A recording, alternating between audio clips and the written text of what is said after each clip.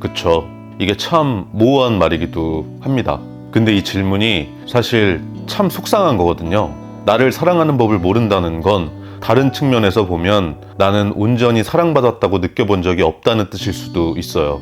그 감각은 대부분 어린 시절 양육자로부터 느끼고 자라게 되는 감정인데요. 이건 애착이론으로 설명됩니다. 어린 시절 부모가 나를 일관되게 안아주고 지켜봐주고 내 감정을 인정해줬다면 그 사람은 나는 괜찮은 존재라는 기초 신뢰의 근간이 만들어집니다. 근데 그 근간이 단단하지 않거나 쉽게 흔들리는 상태에 있으면 자라서도 사랑을 주거나 받는 법 자체가 어색해집니다. 여기서 오해하지 말아야 될 건 이게 우리 부모님이 나쁜 분들이란 뜻은 절대 아닙니다. 많은 분들의 이야기를 듣다 보면 부모님이 사랑을 주지 않았다가 아니라 사랑을 주는 법을 정확히 몰랐다가 대부분이에요. 저 역시도 그런 환경이었습니다. 아마 우리들의 부모님도 그들의 양육자로부터 사랑을 주거나 받는 방식에 대해 제대로 배우지 못했을 가능성이 높겠죠.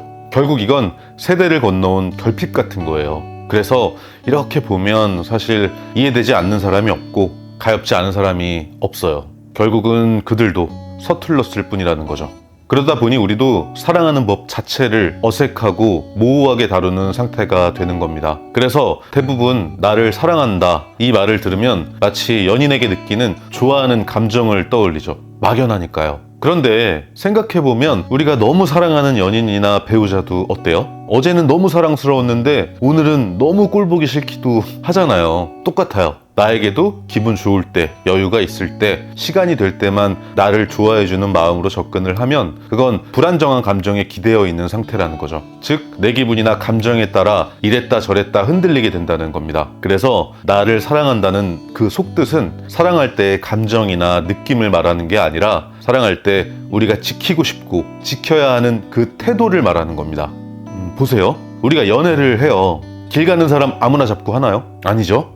보통은 이 사람이 어떤 사람인지, 외모는 어떤지, 성격은 어떤지, 약속을 잘 지키는지, 인간관계는 어떤지 서로 지켜보면서 마음을 키워가잖아요. 그 태도가 바로 나를 사랑하는 법과 가장 비슷하다고 보면 이해가 쉽습니다. 그래서 이렇게 접근하는 거죠. 일단 연인에게 나를 소개하듯이 나에게 나를 소개하는 것부터 시작해야 합니다. 나는 어떤 사람이고 어떤 걸 좋아하고 어떤 걸 싫어하며 어떤 게 귀찮고 슬프고 재밌는지를 나에게 설명해 보는 거예요. 그리고 연인에게 좋은 모습을 보여주려고 애쓰듯이 나와의 관계에서도 작은 약속을 잘 지키고 아껴주고 나 자신에게 실망시키지 않으려 노력해 보는 겁니다. 여기엔 품이 들어가고 노력이 필요해요. 우린 남들한텐 잘 보이려고 부단히 애쓰며 살지만 정작 나한텐 대부분 잘하려 하지 않잖아요. 사실 이건 어쩌면 꽤나 어려운 일일지도 모릅니다. 왜냐면 나 이외의 타인은 아무리 가까운 가족, 연인, 친구라 해도 내 마음은 나만 알잖아요. 예를 들어 타인과의 약속을 지키기 싫을 때 우린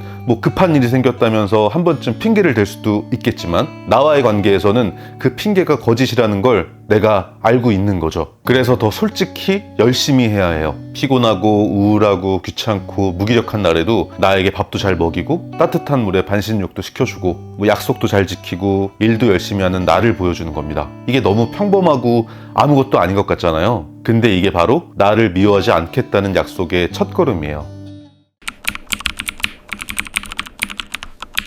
괜찮아요. 당연한 일입니다. 우린 지금까지 나를 사랑하는 법을 몰랐잖아요. 그러니까 안 되는 게 당연하고요. 지금 이런 질문을 한 것만으로도 스스로를 사랑해가는 과정 안에 들어와 있는 거니까 걱정하지 않으셔도 됩니다. 이건 이렇게 한번 얘기해 볼게요. 부양자로부터 온전히 사랑받는 법을 배우지 못한 채 자라온 상태를 심리학에선 내면아이라고 부릅니다. 그 상처받은 내면아이가 우리들 각자 마음 안에 숨어 있는 거예요. 그래서 잘 한번 생각해보면 가끔 이유 없이 눈물 날 때가 있죠. 혹은 울 일이 아닌데 막 당황스러울 만큼 서럽게 눈물이 나거나 화낼 만한 상황이 아닌데 주체할 수 없이 화가 치밀기도 해요. 그리고 돌아서서 내가 왜 이랬지 하면서 스스로도 의아하죠. 그게 내면아이가 어른 행세하느라 눌러둔 상처 혹은 받지 못한 사랑에 대한 결핍이 현재에서 감지되고 터져나오는 거예요. 다 큰 내가 그때 어린 나로 돌아가서 울고 화내고 있는 거죠. 근데 그 상처가 뭘까 고민해도 떠오르지 않는 경우도 많아요. 우리가 스스로를 보호하려고 그 기억을 꺼두기 때문이죠. 그래서 이유는 몰라도 마음이 힘들고 눈물만 나는 겁니다. 누군가는 왜 이렇게 애처럼 구냐 라고 할 수 있지만 나는 어쩔 수가 없는 거예요. 이유는 모르겠는데 마음이 힘든 건 분명하니까요. 그래서 결론적으로 내가 내 부모가 되어주어야 합니다. 이게 가장 빠르고 건강한 회복법이에요. 성인이 된 내가 잘하지 못하고 웅크려 있는 그때의 나에게 가서 이해해주고 달래도 주고 감싸주고 때론 꾸짖을 일은 꾸짖되 무한히 지지해주는 겁니다. 앞서 말했던 감정이 아닌 그 태도, 그 일관된 태도를 보여줘야 하는 거죠. 네가 아무리 실패하고 무너져도 괜찮아. 널 응원하고 믿고 끝까지 같이 있을 거야. 이런 마음으로요. 그렇게 상처받은 어린 나를 달래주고 실패한 날에도 네가 그렇지 뭐 하면서 실망하기보다는 괜찮다. 오늘은 여기까지 잘했다. 이렇게 말해주는 태도를 보여주세요. 남이 나에게 실망해도 속상하잖아요. 괜히 기분도 나쁘고요. 그래도 그건 여차하면 손절이라도 할 수 있죠. 하지만 이건 나 자신이에요. 아무리 밉고 실망스러워도 안 볼 수가 없죠. 근데요, 내가 나에게 실망하고 돌아서 버리면 나는 진짜로 힘을 잃어버리는 거예요. 이건 뭐 속상한 정도가 아니라 정말 아무것도 할 수 없는 상태가 되어버리는 겁니다. 하지만 그렇다고 실패를 외면하라는 게 아닙니다. 이건 조금 더 구체적으로 실패하지 않는 법을 이야기해 볼게요.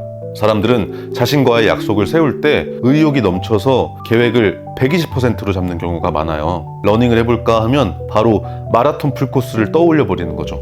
근데 그 의욕이라는 것은 순간의 감정이에요. 이런 형태로 목표를 내일의 나에게 미루듯 세우면 평소 하루에 10,000보도 안 걷는 실제 뛰어야 하는 오늘의 나는 시작도 전에 버거워지는 거죠. 그래도 뭐 일단 뛰어봤어요. 근데 동네 한 바퀴 한 3km쯤 뛰었는데 턱끝까지 숨이 차서 꿀딱꿀딱 거리는 거죠. 이럴 때 사실은 마음 먹고 나와서 3km나 뛴 나를 칭찬해줘야 하는데 처음 잡아둔 마라톤 풀코스라는 목표가 나를 초라하게 만듭니다. 그래서 중요한 건 감정이 아니라 태도, 즉 규칙입니다. 물론 이런 큰 목표가 동기부여가 되는 사람들도 있어요. 근데 그런 사람들은 대부분 작은 목표부터 쌓아 올려서 결국 성공해본 경험이 있는 사람들이에요. 어렴풋하게나마 가야 할 길을 알고 중간에 만날 장애물도 예상이 되고 그걸 넘는 방법도 알고 있는 거죠. 하지만 우리는 어때요? 작심삼일은 고사하고 시작 자체부터가 힘들고 억지로 한두 번 하다가 말아버리고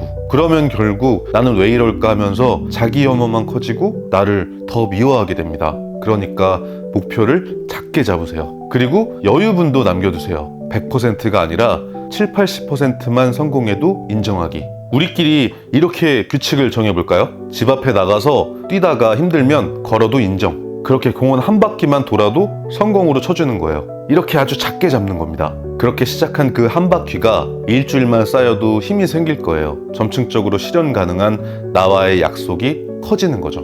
감정에 휘둘려서 나에게 자꾸 실망할 상황을 만들지 마세요. 성취감은 목표의 크기보다 그걸 해낸 나 자신에 대한 믿음에서 생깁니다. 무언가를 꾸준히 해낸 나를 믿게 되면 그걸로 얻어지는 물질적인 결과와는 상관없이 내가 나를 지지해주는 상태가 됩니다. 그래서 아직 내가 밉고 싫거나 나를 잘 모르겠다면 너무 크고 원대한 목표보다는 작은 목표로 시작하는 거예요. 그걸 켜켜이 쌓다 보면 나에 대한 확신이 생기고 자기 자신이 정말 사랑스러워질 겁니다. 네, 이번 영상은 여기까지입니다. 이 주제를 더 구체적으로 실천할 수 있는 3줄 양식 영상이 있어요. 고정 댓글에 링크를 남겨두겠습니다. 필요하신 분들은 거기서 이어가시면 됩니다. 구독 부탁드리면서 저는 이만 가보겠습니다. 더 좋은 이야기로 다시 찾아뵙겠습니다. 감사합니다. 안녕히 계세요.